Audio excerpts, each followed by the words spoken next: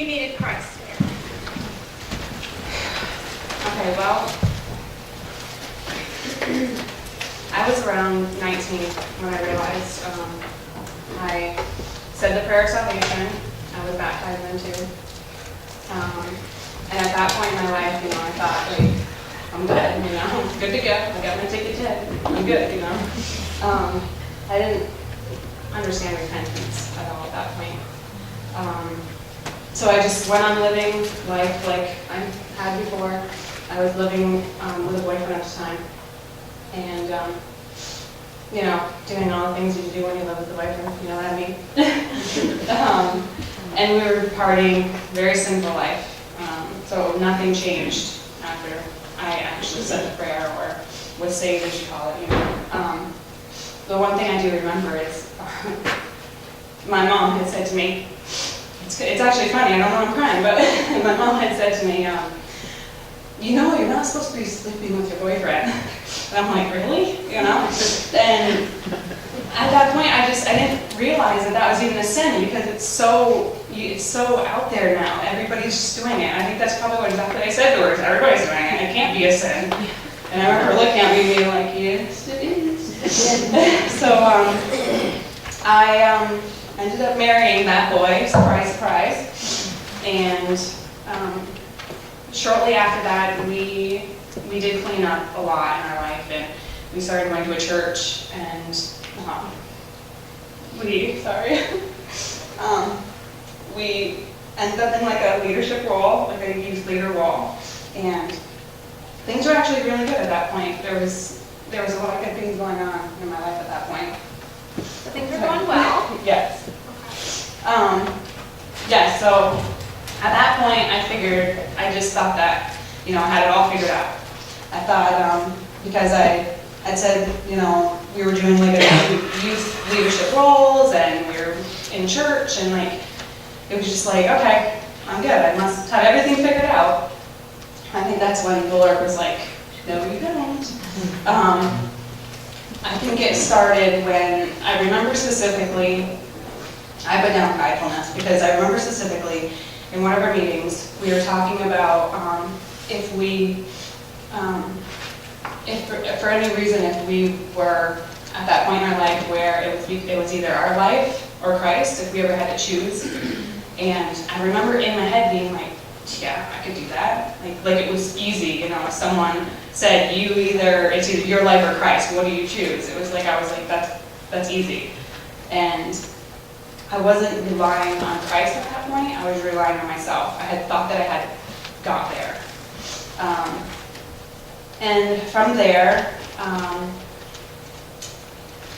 like I said, we had gotten married, so through my whole marriage, I was constantly looking for affection from him and attention from him, and I just couldn't get it like I wanted. Not realizing that it was the relationship of Christ I didn't have. And, sorry.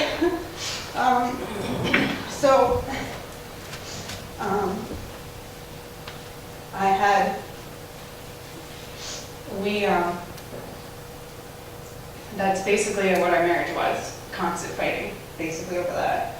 And like I had wrote down, it was basically an idol in my life. My happiness became my idol.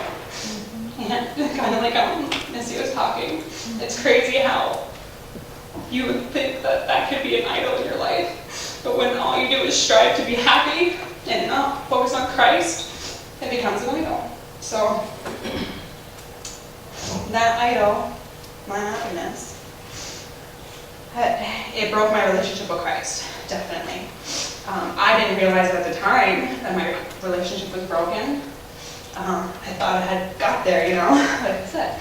But it really broke my relationship with Christ. And I remember specifically saying to one of the youth leaders that I would be so afraid of what would happen if a guy had showed me attention, because I knew that we weren't good. And that's exactly what happened. So from, pridefulness to idolatry of my own happiness came adultery. And sorry. Like I said, I already started crying, so I knew this was going to be rough. So, let's see here. So what did God do at that point to bring you back? Well, okay.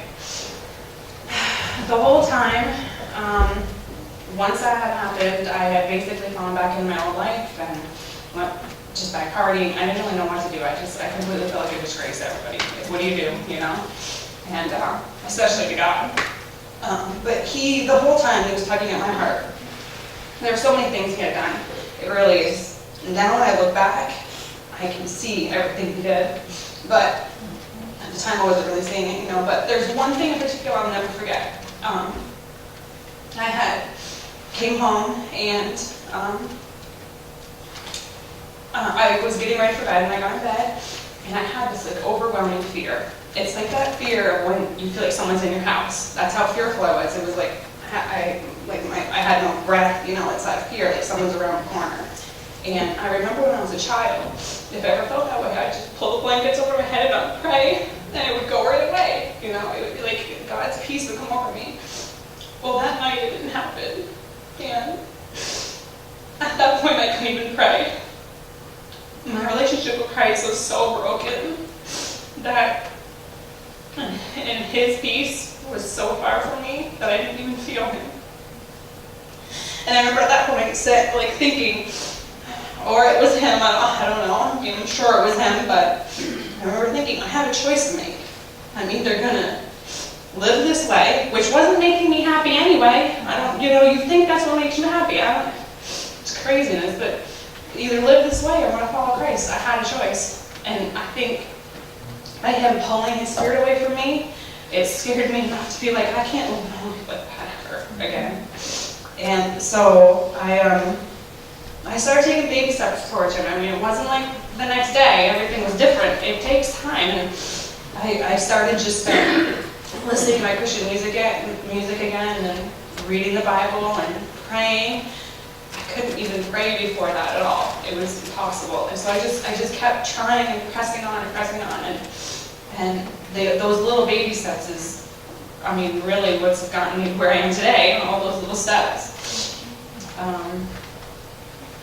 Let's see if I can go from there. Well, how is your life different now? Okay, well, first of all, I'm a completely different person. He completely changed me. I now understand the difference between being prideful or being, what's that word?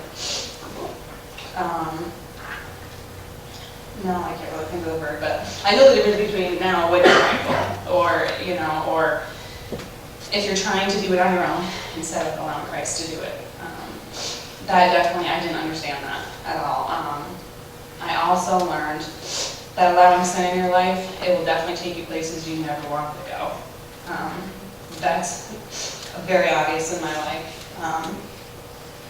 The other thing too is your sin will affect other people. I think that's what really hurts me, is the people I had hurt.